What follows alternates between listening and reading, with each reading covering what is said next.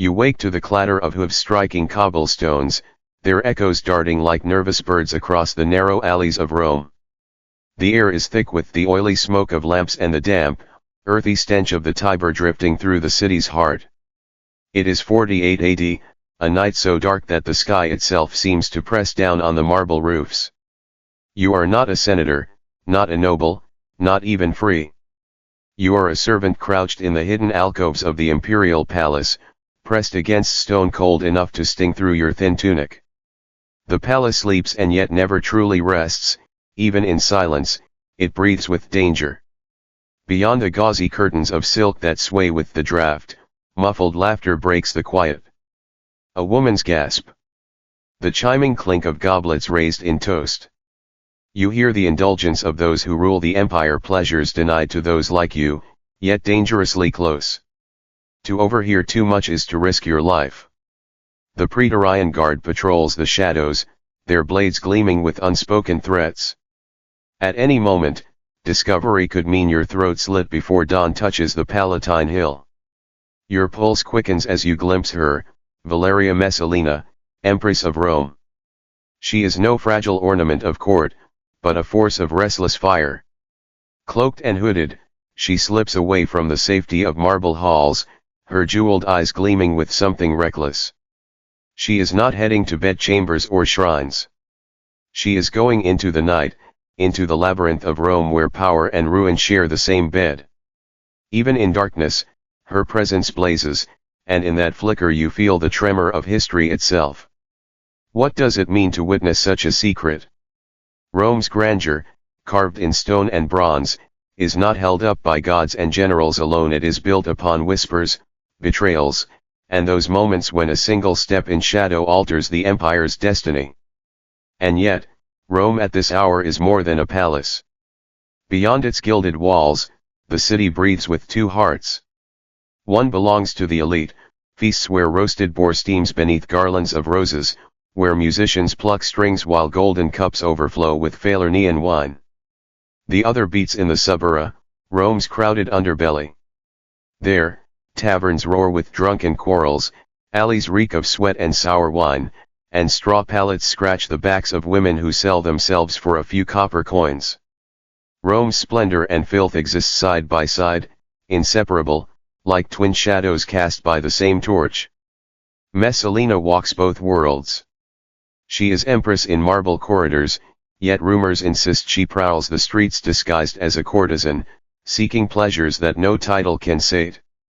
Whether true or slander, the very fact the story is told reveals something of her.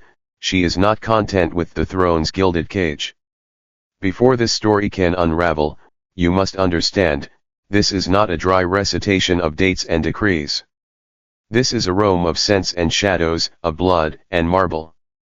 History here is not frozen on dusty scrolls, it is alive, pulsing with the dread and desire of those who once walked these stones. Tonight, you will step into their world. Messalina's tale is not only hers. It belongs also to the countless others entangled in the empire's web, men and women caught in corridors of intrigue, children sold as playthings, voices drowned beneath Rome's thunder. Tacitus, Suetonius, Cassius Dio, Juvenal, Pliny all left fragments of this past. Some wrote as historians, others as gossips, still others as moralists eager to condemn. Their words do not always agree. Sometimes they contradict, sometimes they exaggerate. But together they form a chorus, however distorted, that lets us peer into a Rome that was dazzling, corrupt, and endlessly human. So let us begin here, in the half-light of night. Picture the flicker of torches against marble columns. Hear the shuffle of sandals over mosaic floors, painted with gods who never look away. Smell the mingling of incense and sweat, roses and rot. You are in the empire's beating heart, where every whisper might carry treason, and every secret could shape the fate of millions. It is here, in the breath between silence and scandal, that Valeria Messalina steps forward, a woman remembered not for quiet grace, but for hunger, ambition, and the reckless blaze that would one day consume her. Valeria Messalina was born around 20 AD, at a time when Rome stood supreme yet restless, its emperors as fragile as they were powerful. Her family was one of prestige, their roots entwined with the Republic's fading glory and the new empire's uncertain dawn. Her father, Marcus Valerius Messalina Barbatus, once held the consulship, a station that placed him among the city's ruling elite. His ancestors had carved their triumphs into Rome's annals, their wax masks staring coldly from the atrium, reminders that each generation bore the weight of the last. Her mother, Domitia Lepida the Younger, came from blood even closer to the flame of power. She was the sister of Gnaeus Domitius Ahenobarbus, the father of the future Emperor Nero, and cousin to Caligula, the mad Caesar whose laughter once rang through the halls of the Palatine. To grow up in such a family was to breathe politics with every meal, to feel ambition coiling like ivy across the walls of the villa. For Messalina, lineage was not a blessing alone, but also a burden. In Rome, family ties could raise one to the throne or drag one to a dagger's edge. Imagine her childhood on the Palatine Hill, where the gardens bloomed with roses and laurel hedges, and fountains sprayed jeweled arcs of water that caught the midday sun. She would have played among mosaics depicting gods in eternal revelry, their painted eyes watching as if to remind her that joy was fleeting and duty eternal. Slaves moved silently through the household, carrying trays of figs, honeyed dates, and wine, their bare feet whispering over marble floors. From the suburb below drifted other scents, baked bread, human sweat, the reek of fish hauled from the Tiber. Rome's beauty was never free of its decay. The girl Messalina was not raised in innocence. Children of Rome's aristocracy absorbed the games of power early. She might have overheard her mother's hushed talks with senators' wives, whispers of alliances sealed through marriages, of betrayals traded for favor. Even as a child, she would learn that a woman's face could be painted with smiles while her words planted daggers in a rival's back. By the year 38 AD, Messalina was about 18. Rome was ruled by Caligula, her cousin, whose cruelty was matched only by his unpredictability. Amid this unstable court, Messalina was bound in marriage to Tiberius Claudius Drusus, known simply as Claudius. He was no dashing hero. At 48, he was a man mocked for his limp, his stammer, and the nervous twitch of his mouth.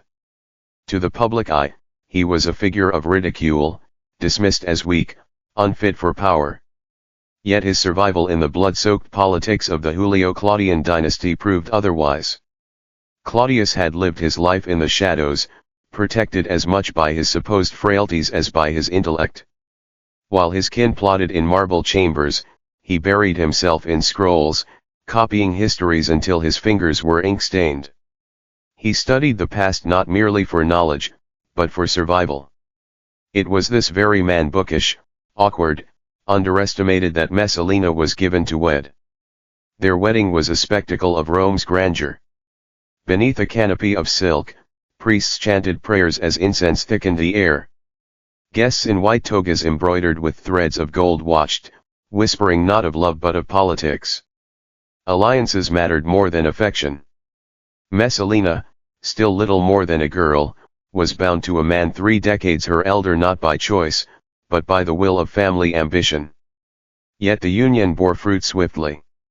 Around 39 or 40 AD, Messalina gave birth to Claudia Octavia, a delicate girl with her mother's searching dark eyes. Swaddled in linens dyed with costly Tyrian purple, she was the living thread of dynasty, destined for alliances of her own.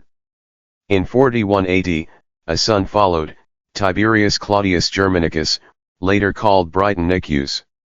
His birth coincided with a storm in Rome's history, for that same year the empire shuddered with blood. Caligula's reign, long a theater of terror, came to its brutal end.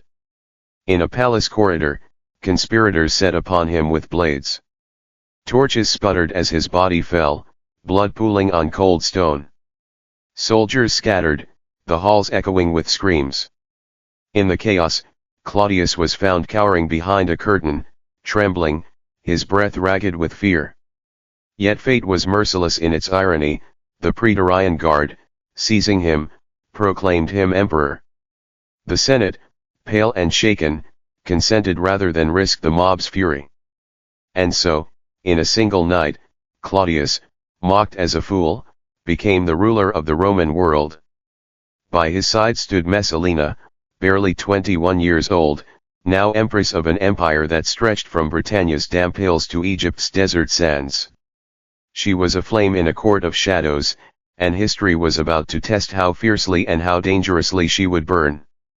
The marble halls of the imperial palace gleamed with torchlight, but for all their splendor they were no sanctuary. Shadows clung to every column, whispers crawled across every chamber. Rome's court was a stage where daggers hid beneath togas, and smiles often carried the weight of death. Into this treacherous theater stepped Messalina, not as a spectator but as its brightest star. The year was 41 AD. Caligula, slain by his own guards, had left Rome teetering on chaos. Claudius, dragged trembling from his hiding place, was lifted onto the throne by the praetorians, their armor clattering as they hailed him emperor. The Senate, reluctant but terrified of civil unrest, gave their consent.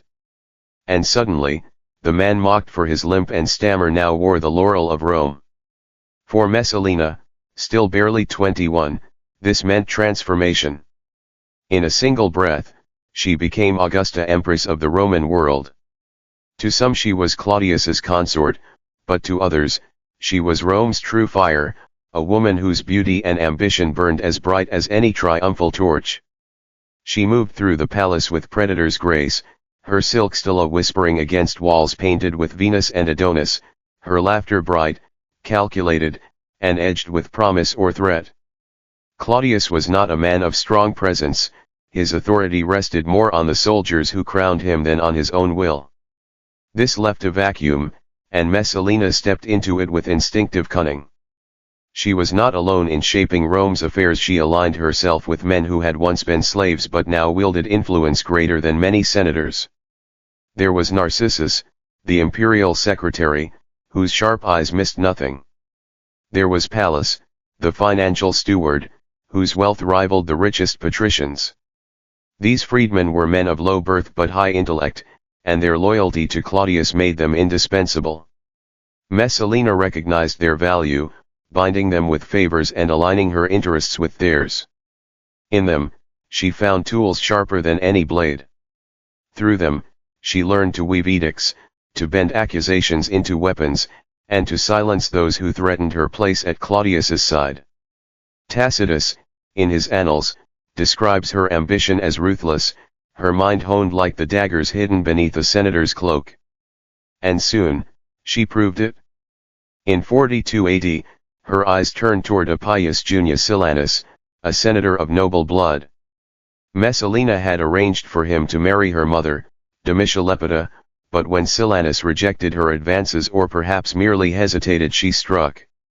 To deny an empress was dangerous. With whispers alone, she spun a tale of treason, carried swiftly to Narcissus's ear.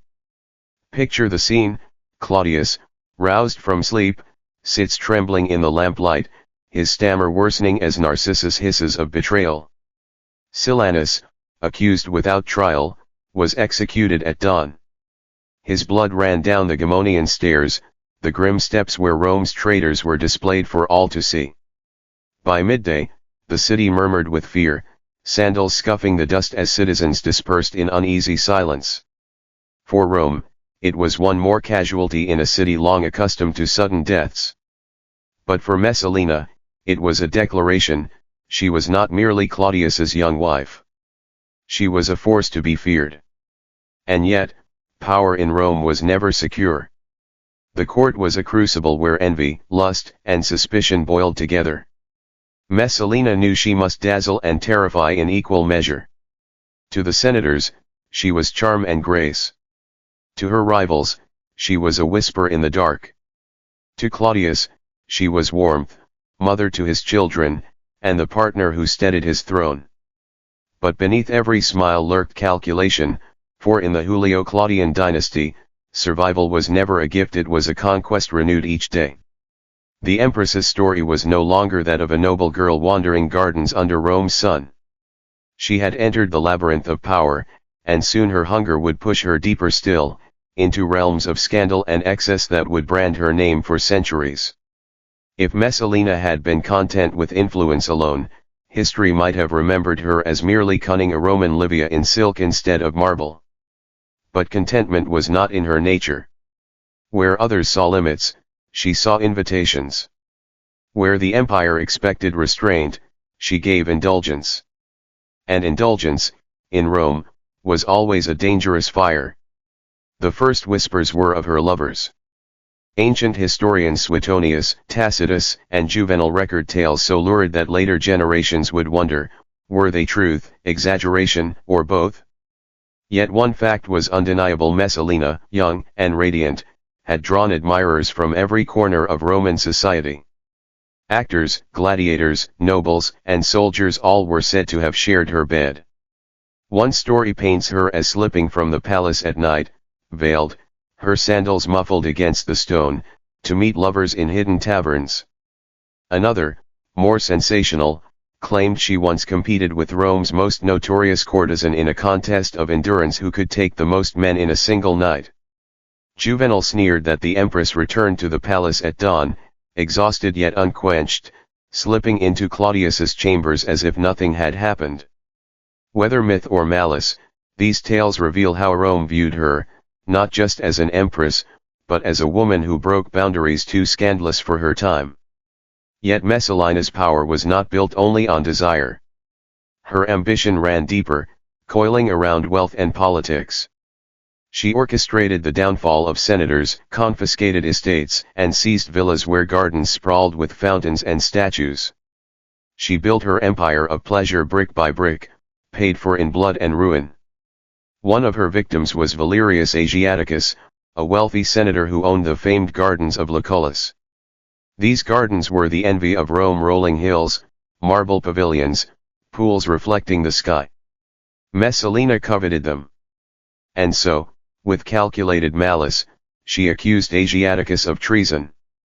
The charge was false, but in Claudius's Rome, accusation was often enough. Asiaticus was forced to take his own life, and Messalina walked among his roses as their new mistress. It was an act that shocked even hardened Romans. Power, lust, and property: Messalina claimed them all, unashamed. To the people, she became a symbol of excess. To the senators, a serpent draped in silk. To Claudius, still, she was wife and mother, her laughter soft in his ear, her touch convincing him that her love was true. But beneath that gilded mask, a storm brewed. For desire is never satisfied, and ambition never sleeps. The whispers of her escapades grew louder, the list of her enemies longer. And soon, Messalina would step across a line that even Rome, decadent as it was, could not ignore. She would not simply take lovers in the shadows. She would try to make another man her husband while Claudius still lived. By 48 AD, Rome was already awash in whispers about Messalina's excesses. But what came next would not be whispered. It would be shouted, recorded, and remembered as one of the boldest betrayals in Roman history. Her heart, or perhaps her ambition, fell upon Gaius Silius, a senator of striking beauty, wealth, and lineage. Unlike fleeting lovers from the theater or the gladiator's arena, Silius offered something more: power.